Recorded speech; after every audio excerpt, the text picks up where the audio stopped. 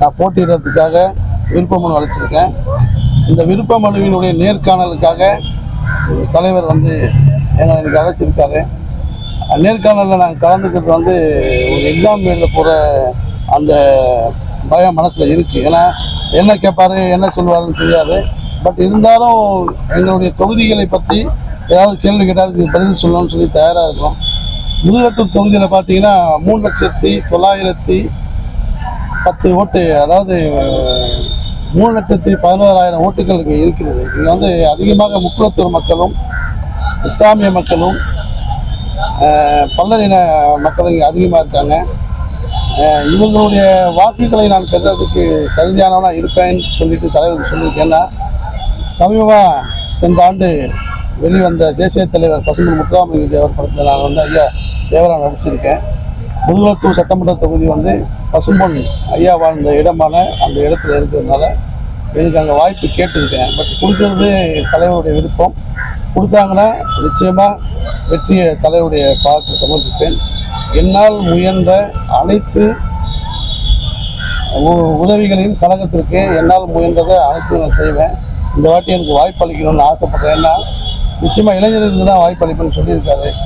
நானும் last time வந்து எம்பிக்கும் try பண்ணேன். எனக்கு வாய்ப்பு அப்போ தரேன்னு சொன்னாங்க. ஒரு அடுத்த வாட்டி பார்க்கலான்னாங்க. இந்த வாட்டி எம்எல்ஏக்கு நான் கேட்டிருக்கேன். முதுகுளத்தூர் தான் குறிப்பாக நான் கேட்டிருக்கேன். ஏன்னா நான் பிறந்த மாவட்டம் ராமநாதபுரம் மாவட்டம். அதனால் முதுகுளத்தூர் சட்டமன்ற தொகுதியில் எனக்கு வாய்ப்பு கொடுத்தா நான் நிச்சயமாக வெற்றி அடைவேன். என்னை தெரியாத முக்குளத்தூர் மக்கள் இருக்க மாட்டாங்க. தென் தமிழகத்தில் வந்து எனக்கு தெரியாத மக்களும் இருக்க மாட்டாங்க. அது போக இன்றைக்கி வந்து ஐயா ஓபிஎஸ் வந்து கழகத்தில் இணைஞ்சிருக்கிறதுனால அவருடைய ஆதரவு மிகப்பெரிய பலமாக எனக்கு இருக்கும். ரெண்டாவது, கழகத்தினுடைய திராவிட மாடல் ஆட்சி தலைவர்களுடைய அவருடைய ஆட்சியில் நடந்த நலத்திட்ட உதவிகள் எல்லாமே ஏழை எளிய மக்கள் அடித்தட்டு மக்களுக்கெல்லாம் போய் சேர்ந்துருக்கிறதுனால இந்த வெற்றி வந்து வெகு எளிதாக கிடைக்கும்னு நான் நம்புகிறேன். நிச்சயமாக வாய்ப்பு கொடுத்தா மாபெரும் வெற்றியை ஈட்டி தருவேன்னு சொல்லி நான் நம்புறேன். நன்றி.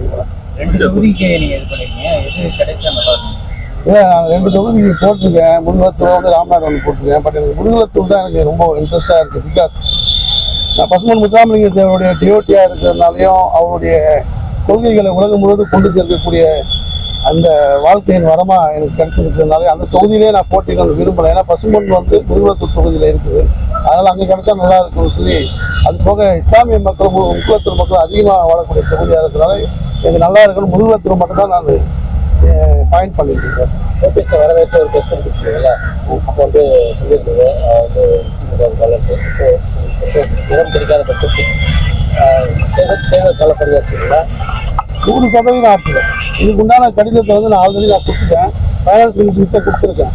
எனக்கு வந்து தென் தமிழகம் முழுவதும் என்னை வந்து தேவரை பின்தொடரக்கூடிய அனைத்து மக்களும் என்னை வந்து பின்தொடர்ந்துருக்காங்க. எனக்கு வந்து நீங்கள் வாய்ப்பு கொடுத்தாலும் கொடுக்கலனாலும் கழகத்திற்காக நான் பிரச்சாரம் செய்ய தயாராக இருக்கேன். தென் தமிழகம் முழுவதும் தேர்தல் சுற்றுப்பயணம் போக தயாராக இருக்கேன் அப்படின்னு சொல்லியிருக்கேன். இதே தான் ஐயா ஓபிஎஸ் ஐயா கிட்டே நான் சொல்லியிருக்கேன். நிச்சயமாக எனக்கு வாய்ப்பு கொடுப்பாங்க. வாய்ப்பு கொடுக்கலன்னா தேர்தல் சுற்றுப்பயணத்துக்காக எனக்கு அனுமதி கொடுப்பாங்கன்னு நான் நம்புகிறேன். இப்போ ஓபிஎஸ் உங்களுக்கு வந்து பிரச்சாரம் பண்ணுவாங்க இல்லை? ஓபிஎஸ் எனக்கு பிரச்சாரம் பண்ணுவார். நான் அவருக்கு போய் கண்டிப்பாக பிரச்சாரம் பண்ணுவேன். ஏன்னா இன்னைக்கு வந்து அவர் வந்து சேர்ந்தது வந்து தென் தமிழக மக்கள் மத்தியில், குறிப்பாக முக்குளத்தூர் மக்கள் மத்தியில் வந்து மிகப்பெரிய எழுச்சி ஏற்படுத்தும். இப்போ திமுகவோட வெற்றி வாய்ப்பு எப்படி இருக்கு? போராடலாம் இல்லை சார், இந்த நிமிஷம் வரலாம் திமுக தான் எல்லாமே சொல்லியிருக்காங்க. பொதுமக்கள் எல்லாமே போக போக என்ன டப்பு கொடுக்குறாங்களோ கொடுக்கட்டும் சார். எந்த டப்பு கொடுத்தாலும் கழக ஆட்சி மீண்டும் தொடரும். மீண்டும் தலைவர் தான் முதலமைச்சராக வரணும்னு தான் நாங்கள் எல்லாம் ஆசைப்படுறோம். பொதுமக்கள் அதை ஆசைப்பட்டுருக்காங்க. விஜய் பிரபாகர் கேட்டுக்காரு 234 லட்சம் 215 லட்சம் கேட்டுக்காரு. விஜய் பிரபாகர்னா கேப்டன் என்னன்னு போட்டுருக்காரு?